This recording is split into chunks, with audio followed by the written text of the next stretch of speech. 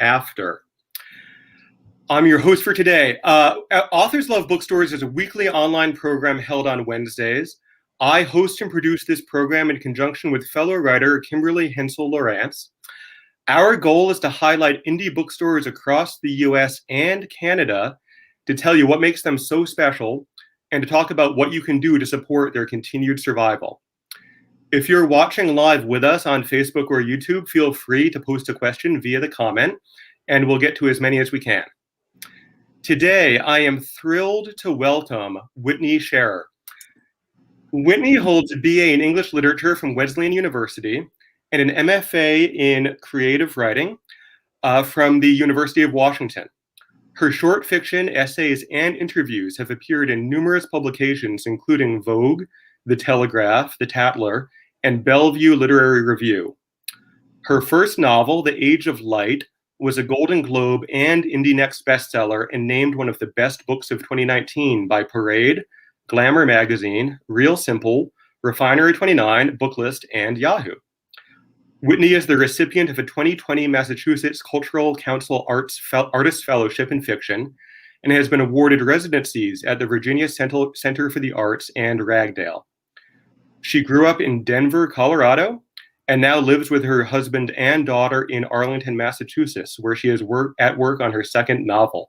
Whitney, thank you for being here today. Thanks for having me. It's so fun. Also with us is Nicole Sullivan of BookBar Denver. Welcome, Nicole. It's so good to see you. Thank you. Yeah, it's great to be here, and it's great to see Whitney again. Yeah. Well, let's dive right in. Whitney, we're here because you selected BookBar as one of your favorite independent booksellers. So I know that you have visited many, many indies over the years.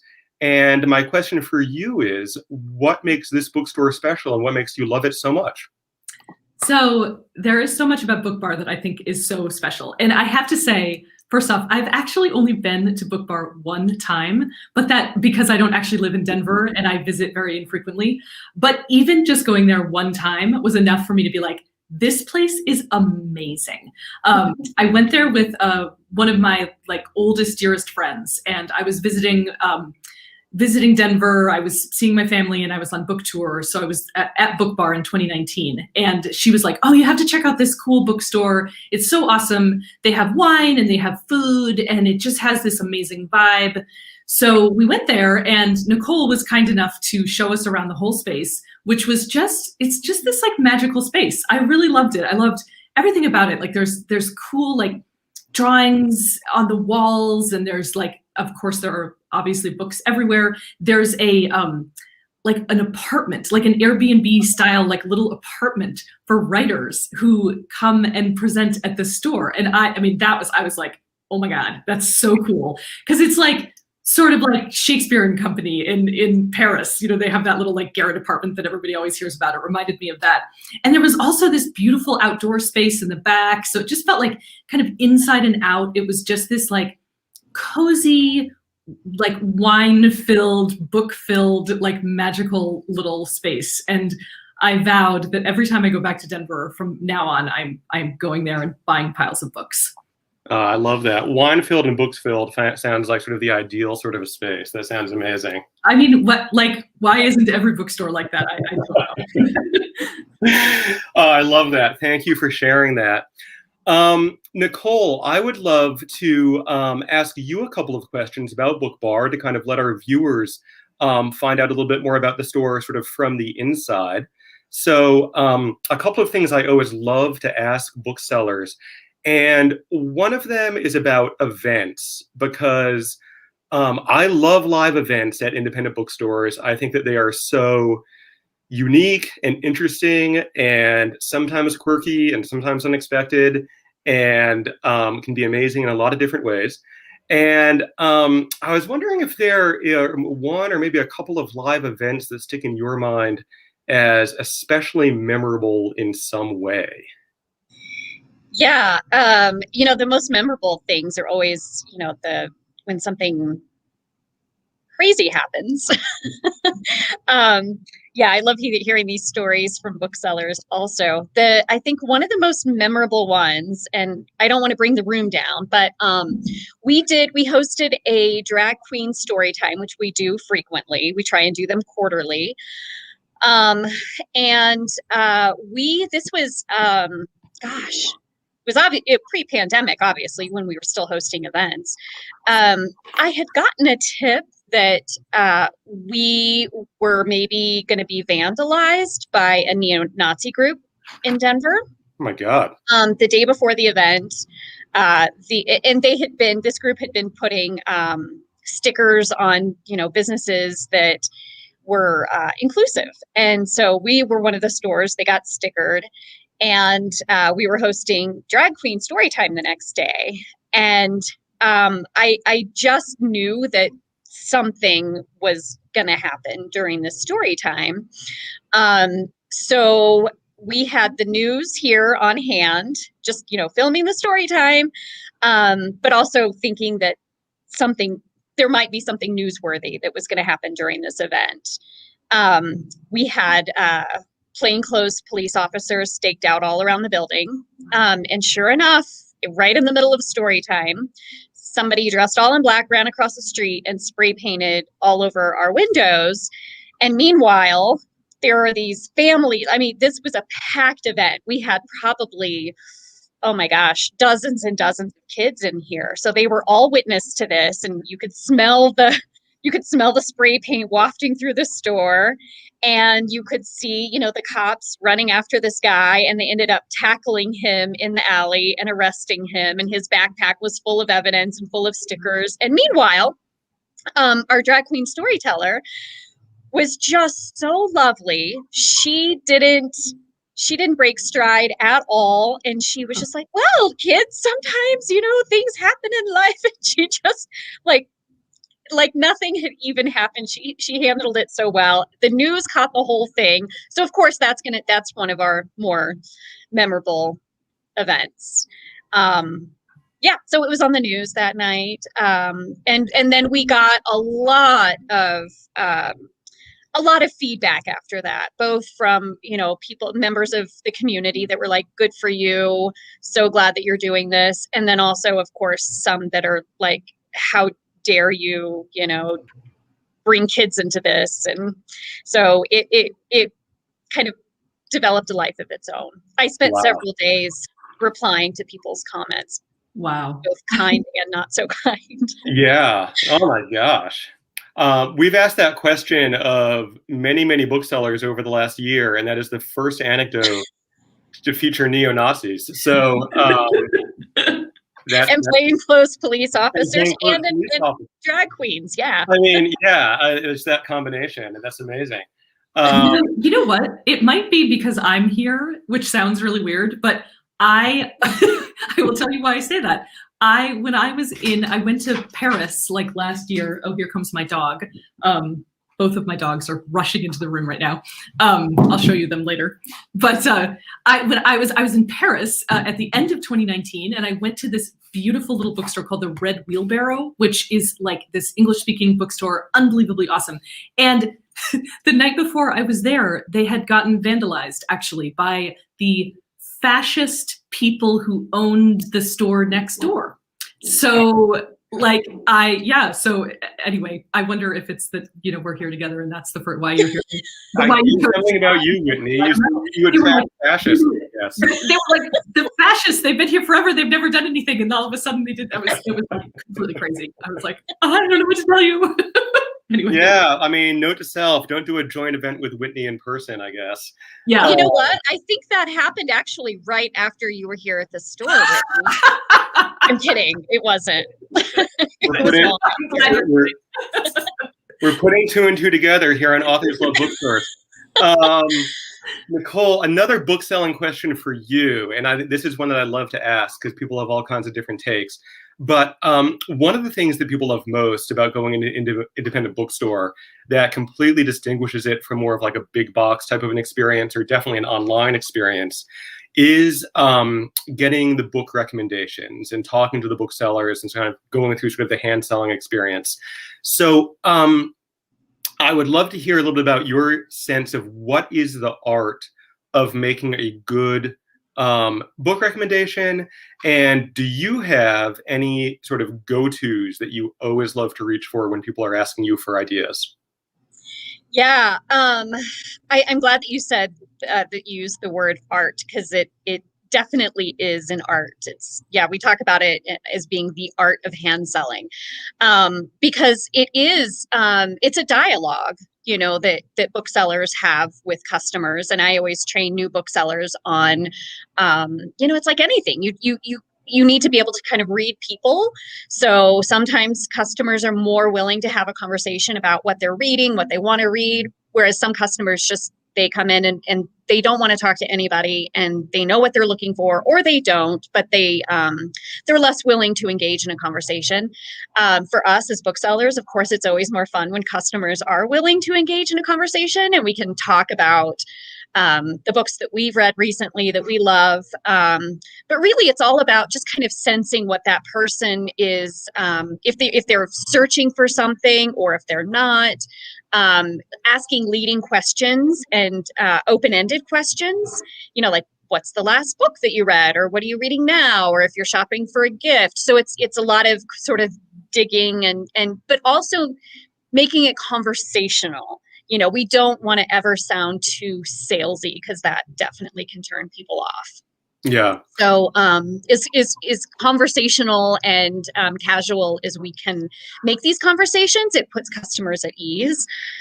And then we, you know, based on the information that they're giving us, it's all about knowing as much about our inventory as possible. It's really difficult in a store that has thousands of titles, but you know, knowing what books are coming out, reading a lot of reviews, so doing a lot of research on the back end, so that when the customer does say, oh, I just read, I don't know, I'm picking up names off of titles that are in front of me. I just read a book about Lenny Kravitz. And maybe you want to, you know, pick out another musical biography. Yeah, I mean, the interesting thing about what you're saying is that it sounds like part of it is sort of knowing the books, and then part of it is also being able to read the customer and kind of understand what they're looking for. Mm-hmm. Have you ever been stumped by a recommendation, or is there a specific like type of recommendation or request that you find kind of consistently difficult? For me personally, yeah. Well, first of all, I don't have the pleasure, unfortunately, of working on the floor very much anymore, because I'm doing a lot. Well, obviously, I'm working from home a lot, and you know, I'm doing so much more back office operational stuff these days.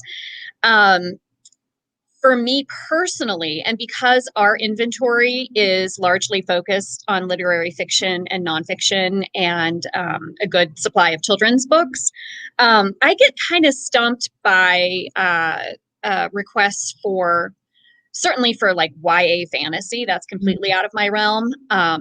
And romance. I mean, it's not that we don't carry genres, but we just have them shelved, you know, within fiction. We don't have subgenre sections. So those often stump me, but there's always a bookseller on hand that I can ask who is maybe more widely read than I am. One of the biggest stumping questions we had recently was somebody asking for polyamorous romance, which threw us all for a loop until Connor, one of the most amazing booksellers I have ever come across.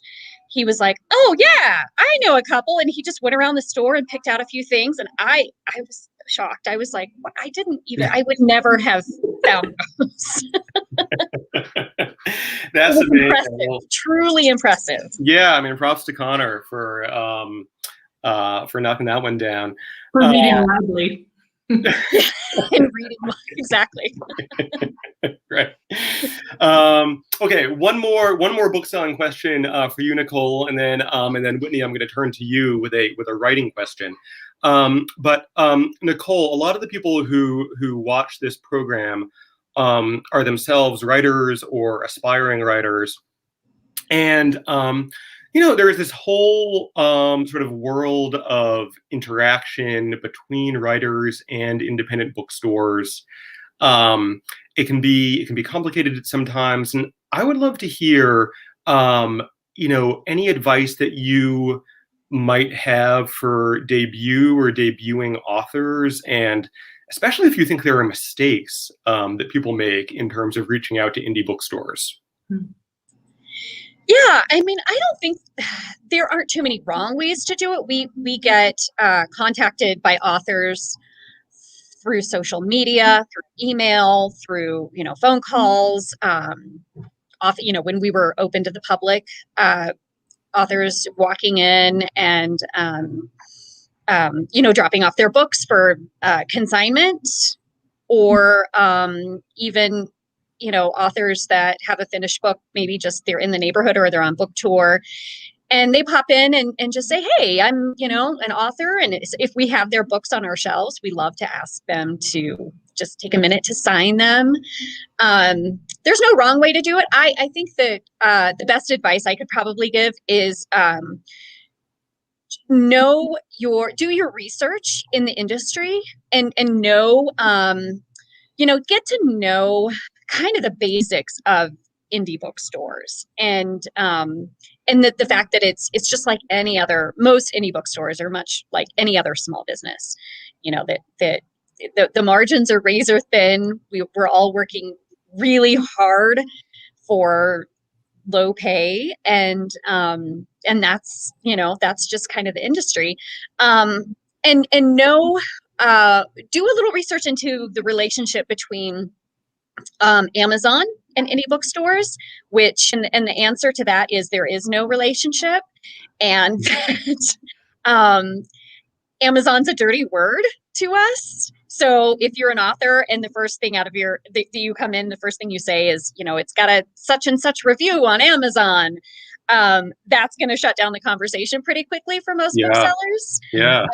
So just know a little bit about, how the process works, and that when you walk in with your book, that doesn't mean that we're going to turn right around and just stick it right on our shelves immediately. Yeah. It's always good to go through your publicist if you have one.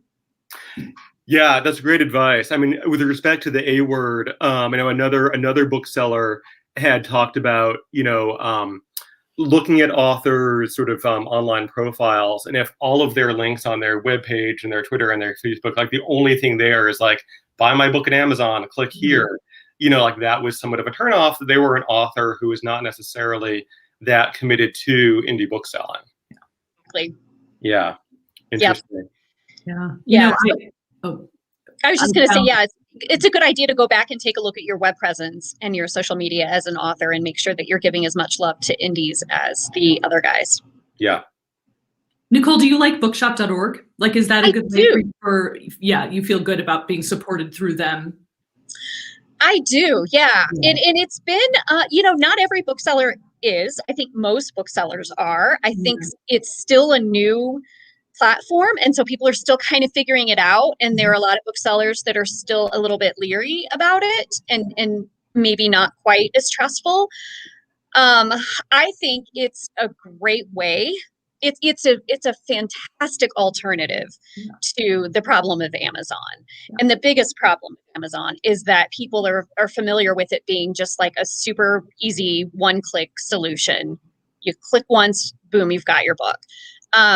Bookshop.org is also now an easy, convenient, one-click solution that can get your book there just about as fast as Amazon. And it pulls, all of the, not all of the revenue, but you can be an affiliate and you can get a percentage of those sales if people buy directly through your page, or even if you're not, they still pull some of the revenue, some of the profits to give back to a pool of indies. So they're doing good things for indies, and more importantly, it's another alternative for us. And I fully support anything that kind of takes a little bite out of the big A, as you say. Totally agree. Yeah, absolutely. I mean, I think we've talked with other booksellers about how the difficult thing to compete with the online experience is sort of how frictionless it is, that you can sort of like tap it and then like the book shows up on your doorstep like the next day. And that, it's so important to highlight that independent bookstores, even if you have to wait a little bit longer, or if there's whatever, show a little bit more patience. That there's so much upside, there's so much that you get out of that experience and that community and that relationship that you don't get out of a website, which is why we have this program. Whitney, let me turn to you and let me ask about writing a little bit.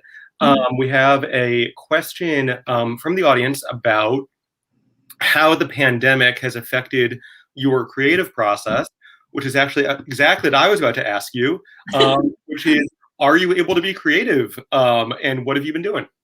Well, gosh, what a question. I mean, the pandemic has been going on so long that I feel like I have gone through like every single phase of sort of like acceptance and frustration and everything with being a writer during this experience. I mean, I absolutely started out by being totally distracted, completely like at sea, as I think we all were.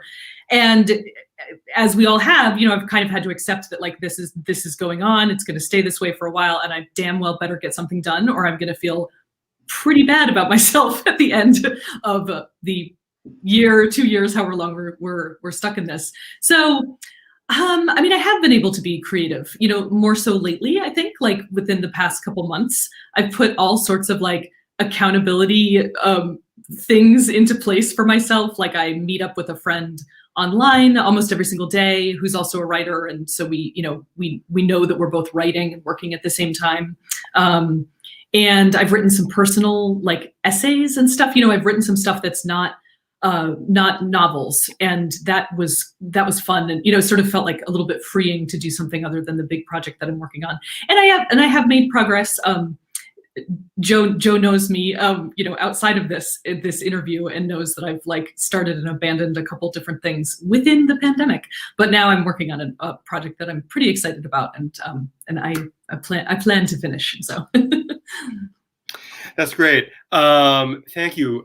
Nicole, as long as we're sort of talking about COVID, talk to us a little bit about how BookBar has been impacted by the pandemic and how you've adapted. Yeah, I think it's the same answer from a lot of bookstores. We just had Winter Institute. I don't know if you're familiar with that, but it's the annual bookseller conference. So a lot of booksellers from all across the country got to network last weekend, and I can tell you that we're not alone in any of this by any means. But we closed, obviously, in March to the public. We closed down completely, had to kind of revamp the whole business.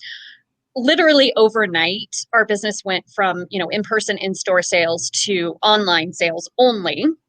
So we went from having done just, maybe a handful of online sales a day pre-pandemic to hundreds. So we had to kind of rework all of our staffing and processes. It was almost like starting a new business overnight. We reopened a little bit over the holidays and then closed again. And now we're considering reopening again on a limited basis, probably in March. And we've got the patio space out back that Whitney had mentioned. So we were able to open that during the summer because that feels safer than having people indoors. We'll be able to reopen that when it gets a little warmer here. Being a bookstore and wine bar, pre-COVID, our revenue between the bar and the book side was about 50-50%, which has always been my goal to get those two up to 50-50. Now I would say it's probably 80-20. So our sales overall obviously have declined from pre-COVID, but our book sales in and of themselves have risen significantly. So that kind of helps soften the blow of our bar sales being down so much. So yeah, the business has changed so much. And I don't know that we started off talking about events. We're doing all of our events virtual, just like everybody else, which really kind of changes things for a very events driven store like ours. Absolutely.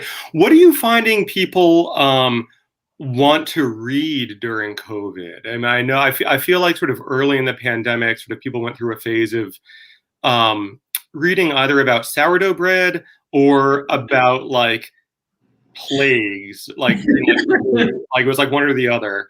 And like, what are you finding people want to pick up these days and read?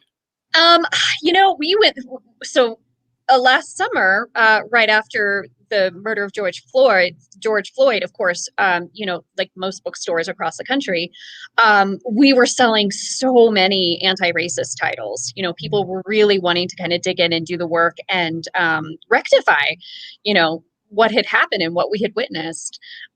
So we were selling a ton of books by Black authors and books on anti-racism. We have, like you said, sourdough. We've been selling a lot of cookbooks because people are doing a lot more cooking, particularly baking.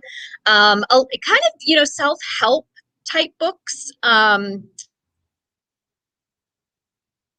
Like how to be happy, to be calmer and find more meaning in life. Because that's, we're all trying to find more meaning right now. Coloring books came back with a vengeance. We say vengeance because it had, it was a huge fad, and then it kind of fell off, and we finally sold through all the coloring books, and then we shut down, and we're like, now we got to bring back more coloring books. A lot of children's books, and kind of, just lighter reading, like fun, light fiction, and oddly, a lot of dystopia, which is the last thing that I personally wanted to read this past year. I don't see a lot of classics going out the door. I would have thought that with more time on people's hands, that more people would be taking that opportunity to brush up on classics, but really not so much. People really don't want to read Moby Dick. It's not that they didn't have time. They actually don't want to read it. Right. Yeah, even if you lock people in their houses, they won't read Moby Dick. Yeah. Like that's what we've learned. Or Don Quixote. Yeah, right, totally. Middlemarch. We have sold No War and Peace. Oh, wow. Nicole, I'm going to ask you a book recommendation question about, and then Whitney, just give you a heads up, I'm going to come to you next about what you've been reading recently that you might want to recommend. But Nicole, any recommendations for our audience? Things that seem hot right now, or that you've just loved, or that might be a local author, anything you'd want to put out there? We actually just started a small press. So I'm going to plug our own book because I'm that kind of person. I don't have a copy of it right in front of me, but we started BookBar Press earlier this year, and our first book that we released is called Bite Size, and it might be sitting right next to me. Allie's running to get it. And you said, thank you so much, Allie. You mentioned plays. This is an anthology of plays that were performed here in the store in partnership with Colorado, Denver Center for the Performing Arts. We did this a couple of years ago, and so we published the plays that were performed, and then 5 finalists for performance. So yeah, I'll just give a plug to that book. Otherwise, like I said, I've been reading kind of lighthearted stuff. I discovered Kevin Wilson recently, and he got me through a couple of difficult weeks during the pandemic. He wrote Nothing to See Here. Just kind of a quirky, fun, very imaginative, unique book. So that's been a good discovery. I'm currently reading right now the autobiography of Malcolm X by Alex Haley, and I highly recommend that. Especially as we're learning more about his murder, and as we're all kind of coming to terms with racism in this country. I think it's really important to know the stories rather than and read about the stories yourselves, rather than kind of just going with the impression that that we've all had through all of these years, that he was, a controversial figure, and he was, but he was so much more than that. And it's really fascinating to be able to learn about his life history. Yeah, it's a great book. That's a book I read when I was much younger that really was a worldview changing book for me. Absolutely. Yeah. I'm just going to plug in my computer real quick so I don't. Yeah, go ahead. Don't mind me. Absolutely. Whitney, What are you reading? Or I guess more to the point, what do you want people to read? Yeah. That could be two different things. You never know. But let's see. I mean, I have been reading lighter books also. I think like Nicole has. I found that it's fun to read a sort of like more serious piece of literary fiction and then follow it up with something that feels a little lighter. Like Kevin Wilson, That Nothing to See Here is so good. That book is phenomenal. And I have not only have I given it to like pretty much everybody I know, I have given it to my mother 2 times. She called me on Christmas Day and she's like, thanks for the book. You gave it to me for my birthday. And it was like, but it's that good. It's just like it feels like you can kind of, like everybody would like it. And anyway, it's awesome. And so I read like the first like romance novel. I guess it's a romance novel that I've read maybe ever. Red, White, and Royal Blue, which came out a couple years ago, and it was like fun and delightful. It's about like the son of the U.S. president who falls in love with the son of the Queen in England. So it's like this ridiculously like fantasy-filled sort of political romance. Anyway, I loved it. But then on like what I normally read is more in the category of literary fiction. And my favorite book that I read in 2020 was Hamnet by Maggie O'Farrell. I mean, I just absolutely loved that book. And it's the sort of thing where like I also don't want to read about dystopia. Like Nicole was saying, I don't really want to read about plague, and Hamnet is about plague, but the book is so beautiful and so moving and just so gorgeously written that, it actually felt like the right thing to be reading, I think, during the pandemic. So I loved that. And the last thing that I just finished that I really liked was this book called Astonish Me by Maggie Shipstead.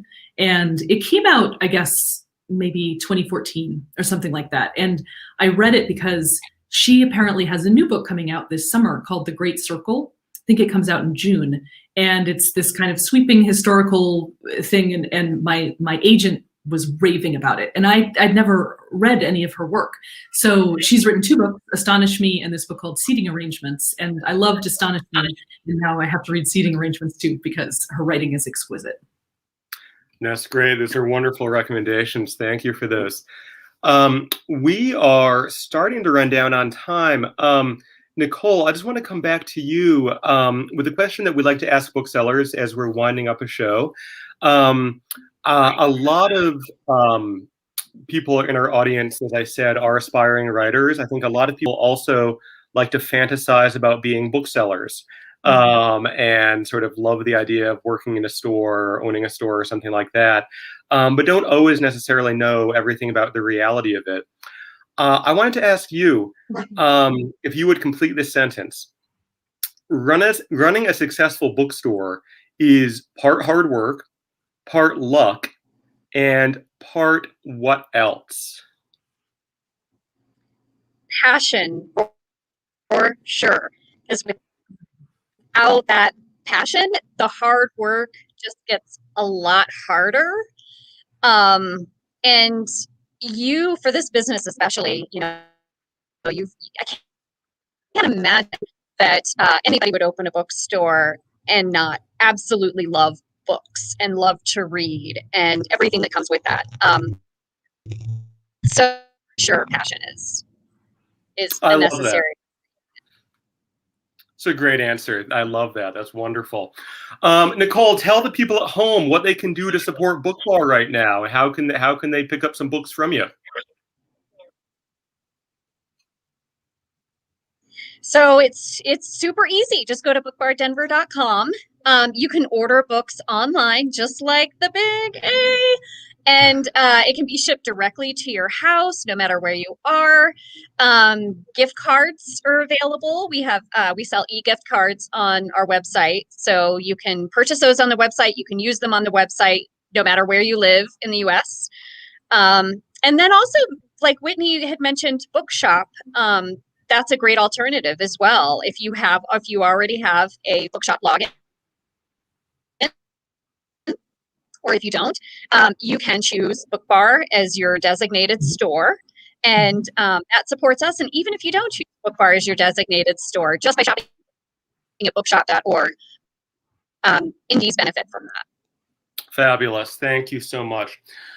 Well, I want to thank you both. And sorry, follow us on social media. Yeah. No, sorry, say it again. You broke up a little bit. Can you say that again? Yeah, following us on social media. That also really helps. Yes, everybody hop on social media, BookBar Denver, absolutely. Those are great responses. Thank you. And thank you both so much for taking the time to talk this afternoon. This has been a wonderful conversation. To our audience, stay current with Whitney's work and her future forthcoming work, which I know to be fabulous, at whitneyscharer.com. And please head to bookbardenver.com for all of your book buying needs, to follow them on social media, to pick up some gift cards, and to go to some online events. Thank you both. It's been such a pleasure. And to our audience, we will be back here next week for another episode of Authors Love Bookstores with the writer and singer Michelle Gillet of the Airborne Toxic event. Until then, please be safe and keep reading. Thank you so much, Joe. Thank you. It's so good to see you, Nicole.